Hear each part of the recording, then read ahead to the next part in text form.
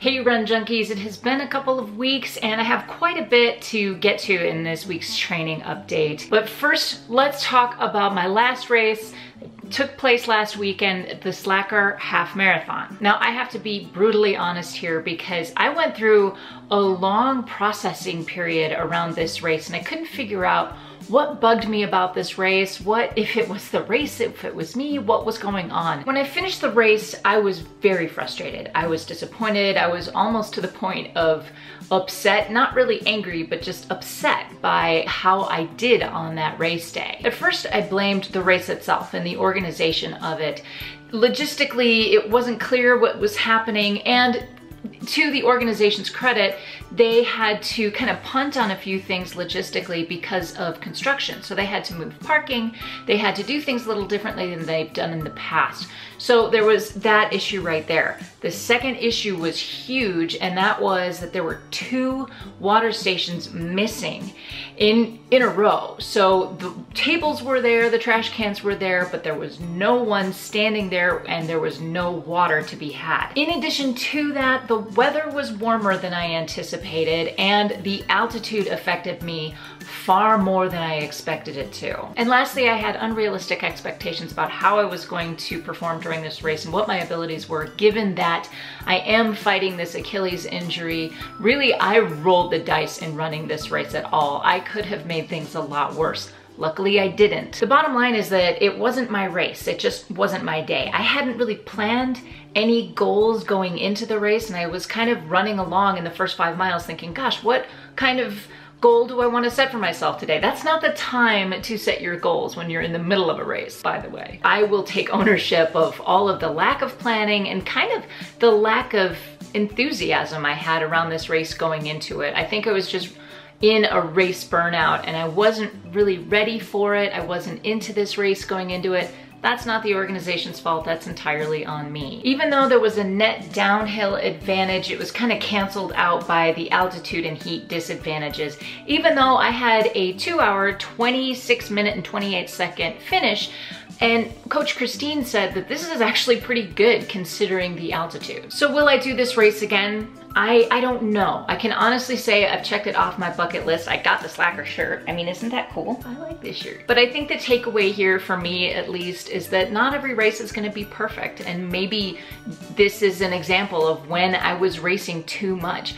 I got what I wanted out of this spring, and that was at Ogden. I'm very happy with that goal. So I can say that I finished this race, and that's good enough. Now I can move on to what's next. And what is next is coming up in September. This is mid-September. I will be traveling to Seattle for the Beat the Blurch Half Marathon. However, because of what we accomplished with the Ogden Half Marathon, I've been working a lot on my speed. So Coach Christine and I kind of put our heads together and said, well, what if we put together a PR goal on the 10K? That might be kind of a fun goal. So on September 3rd, which is about 2 weeks before Beat the Blurch, is the Fortitude 10K. This is the second race in the Boulder series. That takes place up in Fort Collins, and it has a very similar course layout to the Boulder. And to be honest, I'm still on the fence about doing this race because of when it lands. September is still pretty warm here in Colorado. I don't know if that's going to set me up well for a PR. So how hard am I going to work for an iffy goal?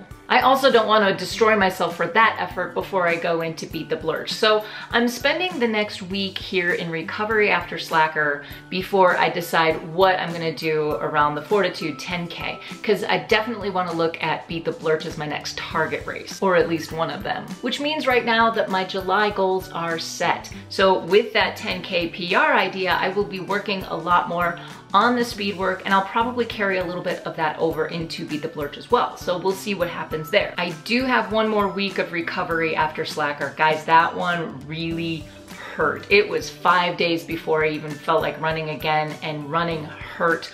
I couldn't walk downstairs forward for about 4 days. I've also been slacking off on my steps, my personal steps. I'm not going to participate in any challenges, step challenges or mileage challenges in July. I have found that those don't motivate me. In fact, they kind of do the opposite. They either frustrate me or discourage me. So I won't be participating in any of those challenges. What I am gonna do is follow what Garmin Connect, which follows all of my biorhythms and all of that stuff, what Garmin Connect tells me my step goal is for any given day. Today it's about 8,000 steps. So I want to reach that, and I want to reach that goal every day in July. It's a personal goal I'm setting for myself. So hopefully that's what July brings. It's going to be a fun week this week, you guys. So on Tuesday, I will be going back into the trigger point therapy foam rolling. This happened over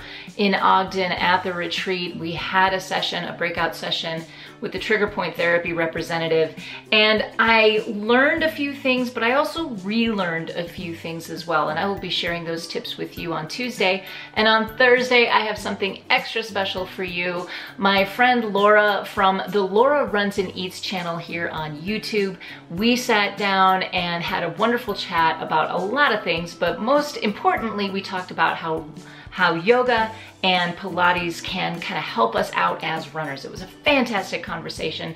So if you haven't already, please subscribe. It's gonna be a great week here. My question for you today is this: now that it is the 1st of July, what are your goals for this month? Please leave thoughts, questions, comments, and suggestions in the comment section down below. And as always, give me a thumbs up if you like this video. Don't forget to subscribe for all of that great stuff from Running with Grace. That is it for me today, you guys. Thank you so much for watching. Go find your awesome and happy running.